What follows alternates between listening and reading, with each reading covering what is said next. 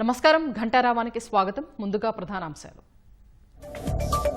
Axiom 4 machine ప్రయోగానికి సర్వం సిద్ధం. వాతావరణం 90% అనుకూలం. ఐఎస్ఎస్ లోకి వెళ్లనున్న శుభాంశు.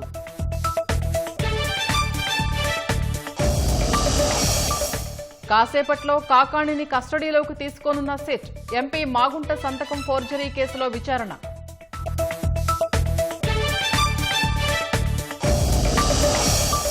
విస్తుగొలిపేలా లిక్కర్ స్కామ్ మూలాలు, లావాదేవీలు. డొల్ల కంపెనీల పేర్లతో హవాలా మార్గాల్లో అంతిమ లబ్ధి.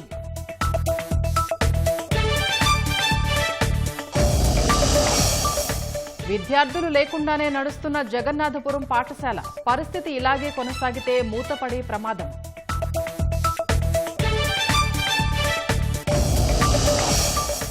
ఢిల్లీలోని పాలిథీన్ ఫ్యాక్టరీలో అగ్ని ప్రమాదం. మంటల్లో చిక్కుకుని 3 మృతి.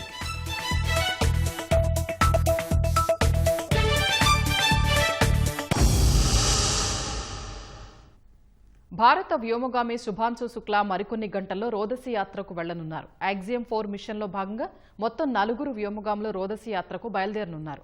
భారత కాలమానం ప్రకారం మధ్యాహ్నం 12:01 ఫ్లోరిడాలోని నాసా కెనడీ స్పేస్ సెంటర్ నుంచి ఫాల్కన్ 9 రాకెట్ నింగిలోకి దూసుకెళ్లనుంది. భూమి నుంచి బయలుదేరిన 28 గంటల తర్వాత ఈ వ్యోమనౌక అంతర్జాతీయ అంతరిక్ష కేంద్రం ఐఎస్ఎస్తో అనుసంధానమవుతుంది. శుభాంశు శుక్లా ఈ మిషన్ పైలట్ బాధ్యతలు నిర్వహించనున్నారు. శుభాంశు శుక్లా బృందం అంతర్జాతీయ అంతరిక్ష కేంద్రంలో 14 రోజుల పాటు ఉంటుంది. భారరహిత స్థితిలో పలు ప్రయోగాలు నిర్వహించడంతో పాటు ప్రధాని మోదీ పాఠశాల విద్యార్థులు, ఇతరులతో అక్కడి నుంచి ముచ్చటిస్తుంది.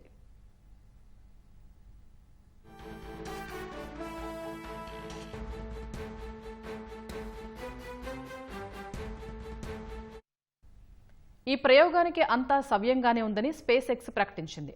లిఫ్ట్ ఆఫ్ కు వాతావరణం 90% అనుకూలంగా ఉందని తాజాగా తెలిపింది. మిషన్ వ్యవస్థలు కూడా సక్రమంగా ఉన్నాయని పేర్కొంది.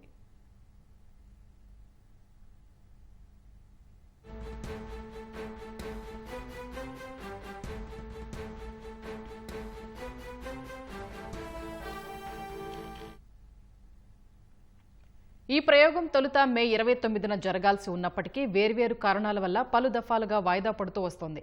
అమెరికాకు చెందిన వాణిజ్య అంతరిక్ష సంస్థ యాక్సియం స్పేస్ ఈ మిషన్ను నిర్వహిస్తోంది. ఇస్రో, అమెరికా అంతరిక్ష సంస్థ నాసా, ఐరోపా అంతరిక్ష సంస్థలు ఇందులో భాగస్వామ్యం వహిస్తున్నాయి.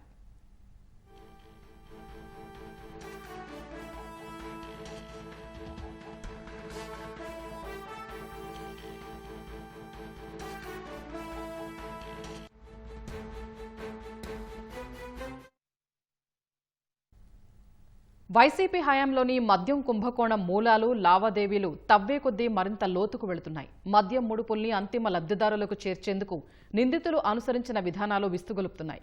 ఢిల్లీ, ముంబై కేంద్రాలుగా అనామకుల పేర్లతో డొల్ల కంపెనీలు సృష్టించి మరీ మద్యం ముడుపుల్ని మళ్లించారు.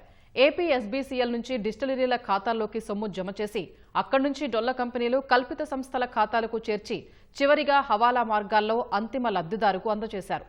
ఈ లావాదేవీలన్నింటినీ ఆధారాలతో సహా సిట్ వెలికితీసింది.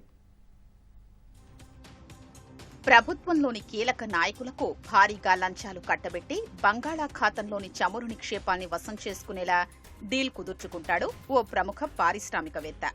కొంతమంది బిచ్చగాళ్ల పేరుతో బ్యాంకు ఖాతాలు తెరిచి డొల్ల కంపెనీలు సృష్టించి వాటి ద్వారా ఆయా నాయకుల బినామీల ఖాతాల్లోకి ముడుపుల సొమ్ము జమ చేస్తుంటారు. ఆ లంచాల సొమ్మంతా చివరగా చేరాల్సిన నాయకుడికి చేరుతుంది. ఇటీవల విడుదలైన కుబేర సినిమా మూల కథ ఇది. ఇలాంటి వ్యవహారాల్లో ఏళ్ల కిందటే ఆరితేరిన వైసీపీ ముఠా మద్యం కుంభకోణంలో వేల కోట్ల ముడుపుల్ని కొల్లగొట్టేందుకు, వాటిని అంతిమ లబ్ధిదారుకు చేర్చేందుకు కుబేరా సినిమాను తలదన్నే నేర విధానాన్ని 2019-24 మధ్య అమలు చేసింది. దీనికోసం ముంబై, ఢిల్లీలో అనామకులు, చిరువృత్తిదారులు, రోజువారీ కూలీలు, చిరుద్యోగులు, ఊరు వాడా లేకుండా తిరిగేవారి పేర్లతో పదుల సంఖ్యలో డొల్ల కంపెనీలు సృష్టించింది. వారి పేరుతో పెద్ద పెద్ద బ్యాంకుల్లో ఖాతాలు తెరిచింది. మద్యం సరఫరా కంపెనీలు, డిస్టిలరీలు నాటి ప్రభుత్వ పెద్దలకు చెల్లించాల్సిన దాంట్లో కొంత మొత్తాన్ని డొల్ల కంపెనీల ఖాతాల్లోకి పంపించింది. వాటి నుంచి మరికొన్ని డొల్ల కంపెనీల ఖాతాల్లోకి ఆ సొమ్మును చేర్చింది. అలా అంచెలంచెలుగా ముడుపుల సొత్తంతా అంతిమ లబ్ధిదారుకు, అతని బినామీలకు అందజేసింది. సిట్ అధికారులు ఆయా కంపెనీల రిజిస్టర్డ్ చిరునామాలు, బ్యాంకు కేవైసీ పత్రాల్లోని చిరునామాలకు వెళ్లి పరిశీలించగా అక్కడ ఆ కంపెనీల ఆనవాళ్లు కూడా లేవు. ఆయా కంపెనీల్లో డైరెక్టర్లుగా పేర్కొన్న వ్యక్తులెవరూ కూడా అక్కడి వారెవ్వరికీ తెలియదు.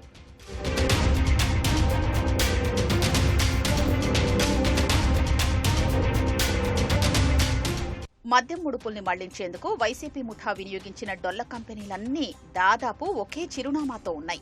ఆ కంపెనీలు వాటి డైరెక్టర్ల పేర్లతో ఒకే బ్యాంకులో ఖాతాలున్నాయని సిట్ గుర్తించింది.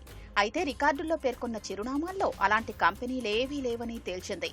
ఓల్విక్ multi ventures private limited company 51వ అంతస్తు GRD Shreeji arcade, Tata road 23, Roxy cinemas దగ్గర ఒపేరా హౌస్, గిర్గావ్, ముంబై చిరునామాతో రిజిస్టర్ అయి ఉంది.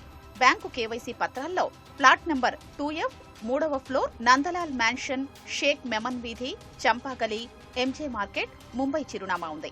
ఈ సంస్థ డైరెక్టర్లుగా రికార్డుల్లో ఉన్న ప్రేమ్ ప్రకాష్ యాదవ్, అరవింద్ కుమార్ గౌడ్ ఎవరో, ఎక్కడివారో, అస్సలు ఉన్నారో లేదో కూడా తెలియదు.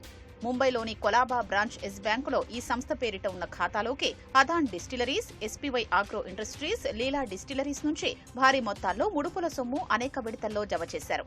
అక్కడి నుంచి Yash bullion, Trifer enterprises, Newmount gold and jewellery, Deepak enterprises, Keeraj enterprises, Shreeji infotech వంటి డొల్ల కంపెనీల ఖాతాల్లోకి మళ్లించారు.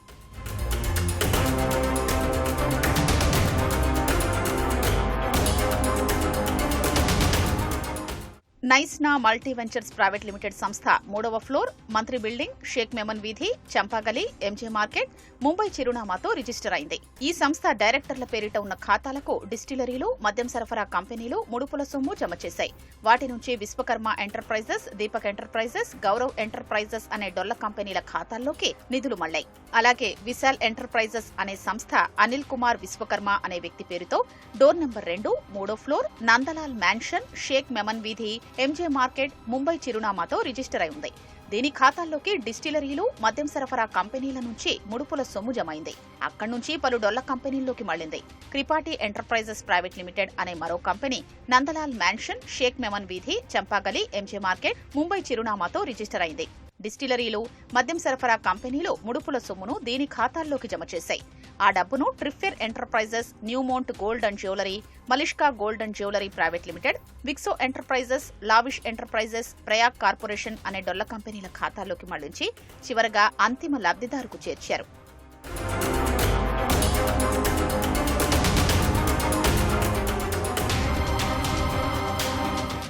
ట్రిఫెర్ enterprises private limited, Newmount gold and jewellery private limited, Keeraj enterprises కూడా షేక్ మెమన్ వీధి, చంపాగలి, ఎంజే మార్కెట్, ముంబై చిరునామాతోనే రిజిస్టర్ అయ్యాయి.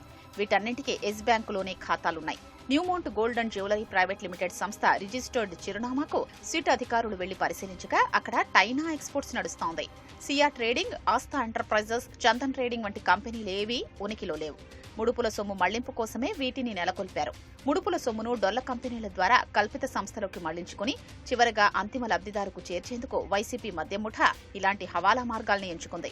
హవాలా ఏజెంట్లు నిధుల రూటింగ్, లేయరింగ్లో ఆరితేరిన వారిని అడ్డం పెట్టుకుని డొల్ల కంపెనీల ద్వారా మనీ లాండరింగ్కు పాల్పడింది. ఈ సొత్తులో ఎక్కువ భాగం విదేశాల్లోని ఖాతాలకు తరలించిందని సిట్ గుర్తించింది. వైసీపీ హయాంలో అత్యధికంగా మద్యం సరఫరా ఆర్డర్లు దక్కించుకున్న కంపెనీల్లో Adan distilleries private limited, SPY agro industries private limited, Leela distilleries private లిమిటెడ్లు ముఖ్యమైనవి. 2019-24 మధ్య ఏపీఎస్ బీసీఎల్ వీటికి వరుసగా 732 కోట్లు, 1569 కోట్ల 52 లక్షలు, 453 కోట్ల రూపాయలు చెల్లించింది. నాటి ప్రభుత్వ పెద్దలకు ముడుపులుగా చెల్లించాల్సిన దాంట్లో కొంత మొత్తాన్ని ఈ సంస్థలు పలు డొల్ల కంపెనీల ద్వారా అందజేశాయి.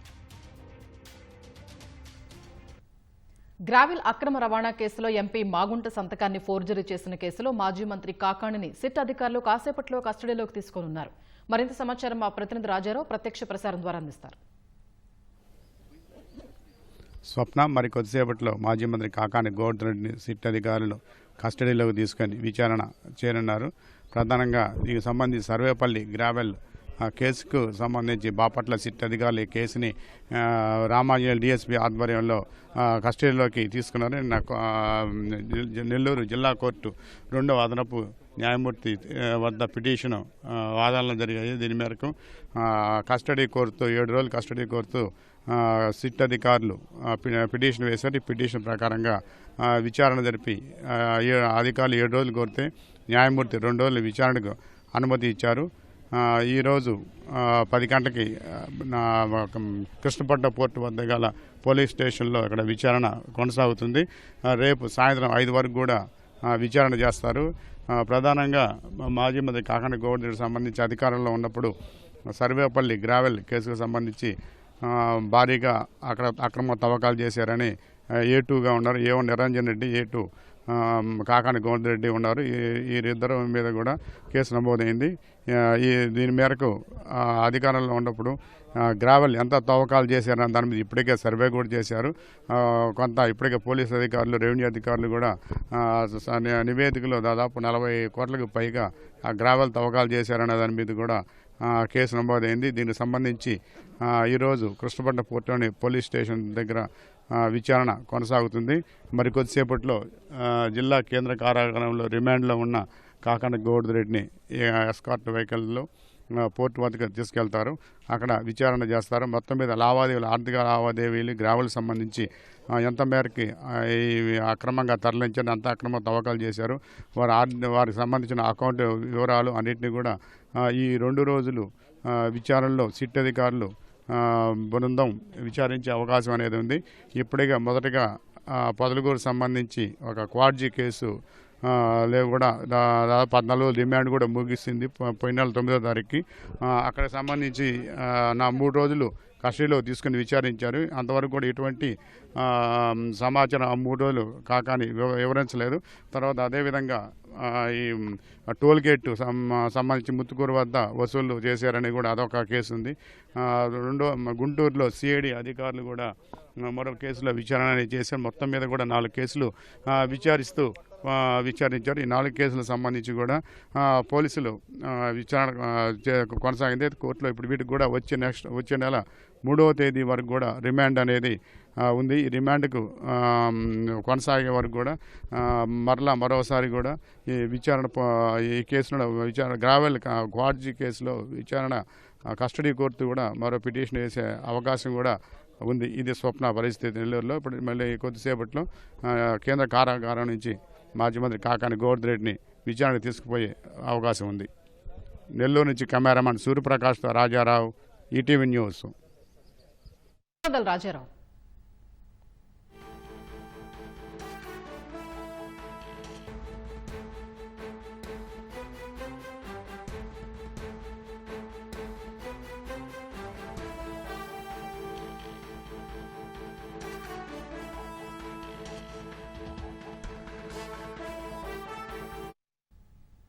విజయనగరం జిల్లా కొత్తవలస కస్తూర్బా బాలికల విద్యాలయంలో అగ్ని ప్రమాదం జరిగింది. స్టోర్ రూంలో మంటలు చెలరేగి పరుపులు దగ్ధమయ్యాయి. మరింత సమాచారం మా ప్రతినిధి ఓబులేష్ అందిస్తారు. ఓబులేష్, స్టోర్ రూంలో అగ్ని ప్రమాదానికి కారణం ఏంటి? ఎవరైనా గాయపడ్డారా? స్వప్న, విజయనగరం జిల్లా కొత్తవలస మండలము తుమ్మికాపల్లిలోని KGB కస్తూర్బా బాలికల విద్యాలయంలో ఇవాళ తెల్లవారుజామున 3 గంటల సమయంలో అగ్ని ప్రమాదం సంభవించింది. విద్యాలయంలోని స్టోర్ రూమ్ లో ఉన్నటువంటి పరుపులకి విద్యుత్ ఘాతము సంభవించడంతో ప్రమాదం చోటు చేసుకున్నట్లు తెలుస్తోంది. అయితే ఇటీవల విద్యాలయంలోని విద్యార్థుల కోసము విశాఖ రోటరీ క్లబ్ వాళ్ళు ఆర్థిక సాయంతో 280 పరుపులు విద్యార్థుల కోసం సమకూర్చారు. ఈ పరుపులన్నీ కూడా విద్యాలయంలోని స్టోర్ రూమ్ లో భద్రపరచడం జరిగింది. అయితే ఈ భద్రపరిచే సమయంలో గోడలకు ఉన్నటువంటి స్విచ్ బోర్డులకు సమీపంలోని ఈ పరుపులు వేయడంతో ఈ ప్రమాదం సంభవించినట్లు ప్రాథమికంగా ఫైర్ అధికారులు తదా విద్యాలయ అధికారులు ప్రాథమికంగా గుర్తించారు. అయితే ఈ వేకువజామునే 3 గంటల సమయంలోనే స్టోర్ రూమ్ నుంచి, అంటే ఆ విద్యార్థుల యొక్క సెకండ్ ఇయర్ విద్యార్థుల యొక్క పక్కన ఉన్నటువంటి స్టోర్ రూమ్ పక్కనే పొగ రావడంతో వెంటనే అప్రమత్తమైన విద్యాలయ సిబ్బంది వెంటనే అధికారులకు అదేవిధంగా ఫైర్ సిబ్బందికి కూడా సమాచారం ఇచ్చారు. సమాచారం ఇచ్చిన వెంటనే కొత్తవలసతో పాటు కూడా ఎస్కోట్ లోని 2 ఫైర్ ఇంజన్లు ఘటనా స్థలాన్ని చేరుకొని ప్రమాదాన్ని వెంటనే అదుపు చేయగలుగుతారు, మంటలను అదుపు. అయితే దాదాపుగా వేకువజామున 3 గంటల నుంచి 6 గంటల వరకు దాదాపు 3 నుంచి 3.5 గంటల సమయం వరకు ఈ ఫైర్ సిబ్బంది అదే కొత్త వలస ఎస్కోట ఫైర్ సిబ్బంది శ్రమించి ఈ 3 గంటల సేపు శ్రమించి మంటలను అదుపు చేయడం జరిగింది. అయితే ఆ స్టోర్ రూమ్ లోని ఇరుకుగా ఎదగడంతో దట్టమైన పగలాలనుకోవడంతో ఈ ఫైర్ సిబ్బంది ఈ ప్రమాదాన్ని మంటలను అదుపు చేయడానికి ఈ 3 గంటల సేపు సమయం పట్టిందని చెప్తారు. అంటే ఈ ప్రమాదంలో విద్యార్థులకు ఎలాంటి ప్రమాదం అయితే సంభవించలేదు. అయితే ఆ విద్యార్థులు ఉన్నటువంటి విశ్రాంత గదులకి అదేవిధంగా స్టోర్ రూమ్ కి కాస్త దూరం ఉండడం ప్రమాదం విద్యార్థులకు ఎలాంటి గాయపడడం కానీ ఎలాంటి ప్రమాదం కానీ ముప్పు కానీ వాటిలో లేదు. అయితే అధికారులు వెంటనే అప్రమత్తమై ఇటు ఫైర్ సిబ్బందికి ఉన్నతాధికారులకి సమాచారం చేయడంతో ప్రమాదం ముప్పు తప్పిందని చెప్పవచ్చు. అదేవిధంగా ఈ ఫలశిక్ష అభియాన్ ఏసీపీ రామారావు అదేవిధంగా జిల్లా డిఈఓ మాణిక్యరావు కూడా సంఘటనా స్థలాన్ని చేరుకొని పరిస్థితిని ఎప్పటికప్పుడు గమనిస్తూ ఫైర్ సిబ్బందికి సలహాలు సూచనలు జరిగింది. అదేవిధంగా విద్యార్థులకు అయితే స్టోరీ పక్కనే అగ్ని ప్రమాదం సంబంధించడంతో విద్యార్థులకు ఎలాంటి ఇబ్బంది కలగకుండా అల్పాహారానికి కూడా ఇబ్బంది లేకుండా ఇతర ఏర్పాట్లు చేయడం జరిగింది. స్వప్న, ధన్యవాదాలు ఓబులేష్.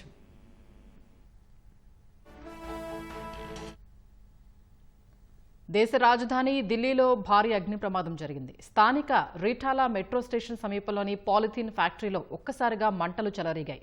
ఈ ప్రమాదంలో 4 సజీవ దహనమయ్యారు, పలువురు తీవ్రంగా గాయపడ్డారు. సమాచారం అందుకున్న పోలీసులకు అగ్నిమాపక సిబ్బందికి హుటాహుటిన సహాయక చర్యలు చేపట్టారు. అగ్నిమాపక సిబ్బంది 16 ఫైర్ ఇంజన్లతో మంటలను అదుపులోకి తీసుకొచ్చారు. పరిసర ప్రాంతాల్లో దట్టమైన పొగ ఆవరించింది. దీంతో స్థానికులు తీవ్ర ఇబ్బందులు పడుతున్నారు.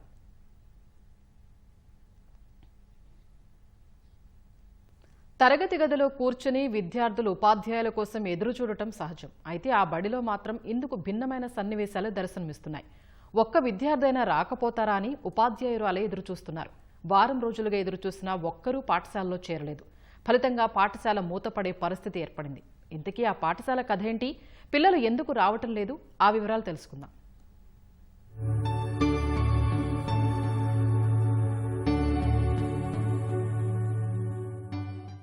ఇది శ్రీకాకుళం జిల్లా టెక్కలి మండలం నర్సింగపల్లి పంచాయతీ పరిధిలోని జగన్నాథపురం ప్రాథమిక పాఠశాల.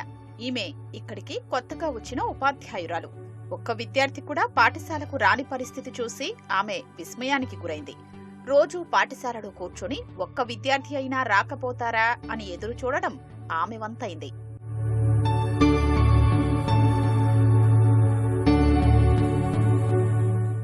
జగన్నాథపురంలోని ప్రాథమిక పాఠశాలను ప్రభుత్వం ఫౌండేషన్ పాఠశాలగా మార్పు చేసింది.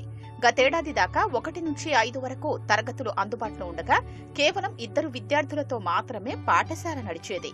ఈ ఏడాది 1, 2 తరగతుల్ని మాత్రమే అందుబాటులో ఉంచి 3, 4, 5 తరగతుల్ని కిలోమీటర్ దూరంలో ఉన్న నర్సింగపల్లి ప్రాథమిక పాఠశాలలో విలీనం చేశారు. ఫలితంగా 2వ తరగతి నుంచి 3వ తరగతిలో చేరుతున్న ఆ 2 పిల్లలు నర్సింగపల్లి ప్రాథమిక పాఠశాలకు వెళ్లిపోవలసొచ్చింది. పాఠశాలలో 1, 2 తరగతుల్లో కొత్తగా ఎవ్వరూ చేరకపోవడంతో విద్యార్థులెవరూ లేకుండా పోయారు. గ్రామంలో 75 ఇళ్లు ఉండగా ప్రాథమిక పాఠశాల స్థాయి విద్యార్థులు అరకొరగానే ఉన్నారు. ఉన్న కొద్ది మందిని తల్లిదండ్రులు ప్రైవేటు పాఠశాలకు పంపుతుండటంతో ప్రభుత్వ బడిలో చేరేవారు కరువయ్యారు.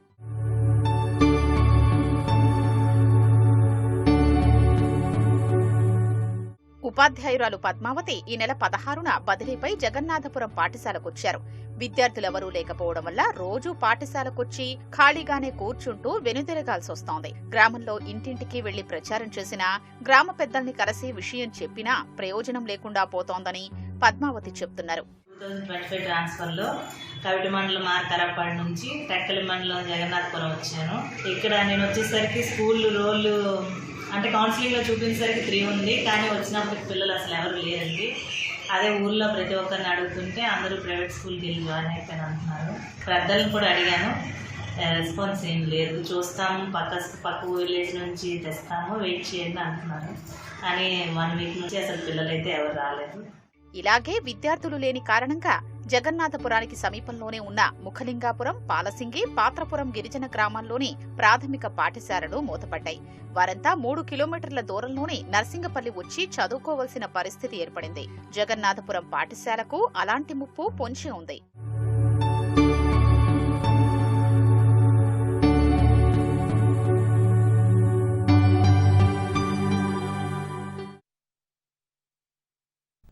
విజయవాడ గవర్నర్పేట అట్టా రత్తయ్య వీధిలోని వైసీపీ నాయకుడు కోసూరు సుబ్రహ్మణ్యం అలియాస్ మణికి చెందిన భవనంలో గుట్టుచప్పుడు కాకుండా జరుగుతున్న వ్యభిచారాన్ని పోలీసులు రట్టు చేశారు.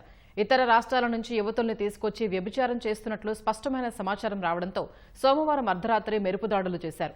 నిర్వాహకుడు ఆండ్రాజు బాలకృష్ణతో పాటు చిన్నం రంగా సాయినాథ్ తేజ, భూక్యా పూర్ణచంద్రరావు, అంగలూరి వంశీకృష్ణతో పాటు భవన యజమాని కోసూరి సుబ్రహ్మణ్యంపై పోలీసులు కేసు నమోదు చేశారు. ఉత్తరప్రదేశ్, ఉత్తరాఖండ్, పశ్చిమ బెంగాల్, కర్ణాటకల నుంచి యువతుల్ని తీసుకొచ్చి వారికి డబ్బు ఆశ చూపి వ్యభిచార కూపంలోకి దించేవారని పోలీసులు చెబుతున్నారు.